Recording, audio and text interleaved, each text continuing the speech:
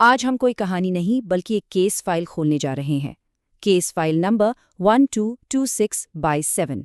ये एक ऐसे आदमी की जांच है जिसे सिस्टम ने उस कगार पर धकेल दिया जहां इंसानियत टूटने लगती है। लेकिन ये सिर्फ एक आदमी की नहीं बल्कि उस पूरे सिस्टम की पड़ताल है जो न जाने कितने लोगों को हर रोज खामोशी से तोड़ता है। तो चलिए इस केस की तफ्तीश में गहरा उतरते हैं। हमारी जांच की शुरुआत इसी एक लाइन से होती है। सोचिए, एक इंसान अपना नाम भूल चुका है और खुद को एक फाइल नंबर की तरह पहचान रहा है।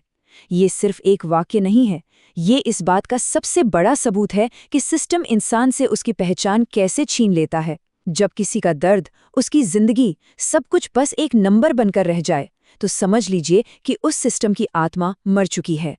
तो चलिए चलते हैं घटनास्थल पर। खंड 1, प्रतीक्षालय। वैसे तो ये एक सरकारी कंपाउंड है, पर इसे दफ्तर कहना शायद सही नहीं होगा। ये एक बड़ा सा वेटिंग रूम है, एक ऐसा प्रतीक्षालय जहां हवा में उम्मीद से ज्यादा एक मातम का एहसास घुला हुआ है। जरा इस माहौल को देखिए। यहाँ इंतजार कर रहा हर चेहरा अपने आप में एक अनसुनी कहानी है, टूटी हुई उम्मीदों की, अधूरे इंसाफ की। ये कोई मामूली इंतजार नहीं है, ये एक ऐसी प्रक्रिया है जो धीरे धीरे, बहुत धीरे धीरे इंसान के आत्मसम्मान को खा जाती है। एक तरफ इंसानी बेबसी और दुख है, और दूसरी तरफ चिड़ियों के बच्चे हैं जो उड़ना सीख रहे हैं, जिन्हें इस पूरे नाटक से कोई लेना देना नहीं। ये विरोधाभास ही इस जगह की असली दुखद हकीकत को बयान करता है। अब आता है खंड 2, दो दुनियाएं, एक कंपाउंड। यहीं से असल टकराव की जमीन तैयार होती है, क्योंकि इस एक ही जगह के अंदर दो बिल्कुल अलग अलग दुनियाएं एक साथ चल रही थीं। यहाँ देखिए, ये दो दुनियाएं कितनी अलग हैं। दफ्तर के अंदर बाबुओं की दुनिया है, चाय चल रही है, शायरी हो रही है, और फाइलें वो तभी हिलती हैं जब उनमें वजन रखा जाता है। बाहर कड़ी धूप में जलते हुए लोगों की दुनिया। ये सिर्फ लापरवाही नहीं है, ये ताकत का एक क्रूर प्रदर्शन है। सिस्टम को ये अच्छी तरह पता है कि बाहर खड़ा हर इंसान बेबस है, और सच तो ये है कि इसी बेबसी की नींव पर ये पूरी इमारत खड़ी है। खंड 3, केस 1226/7 का विस्फोट। और फिर वो लम्हा आता है जब सालों से जमा वो खामोशी, वो मातम एक चीख से टूट जाता है।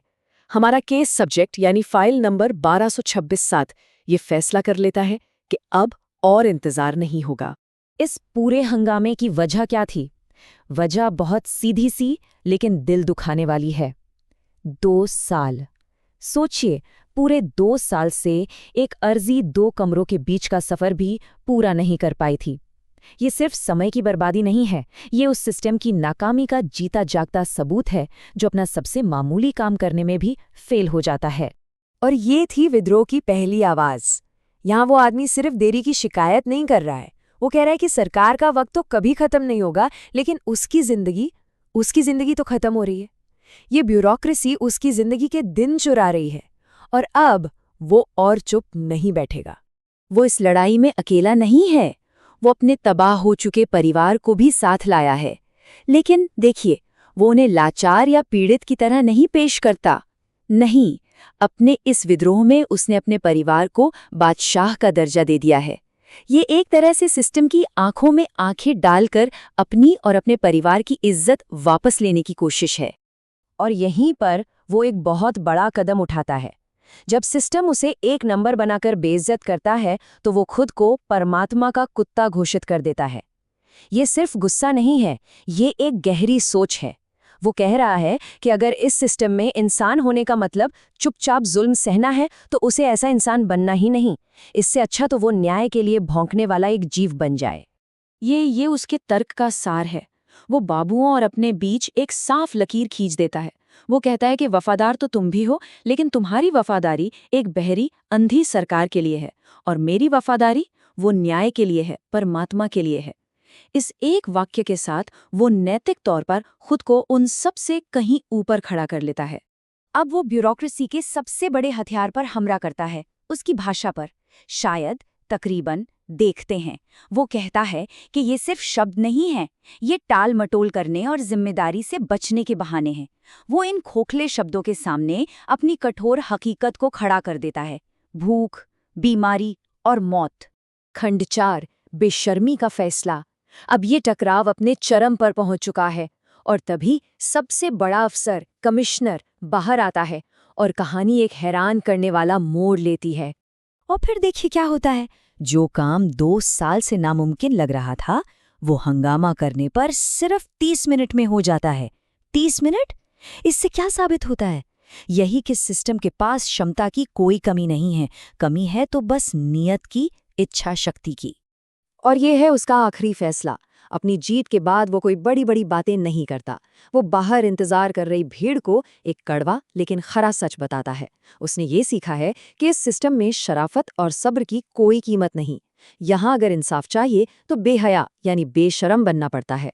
ये एक ऐसी जीत है जिसका जश्न नहीं मनाया जा सकता। खंड 5 सिस्टम रीसेट।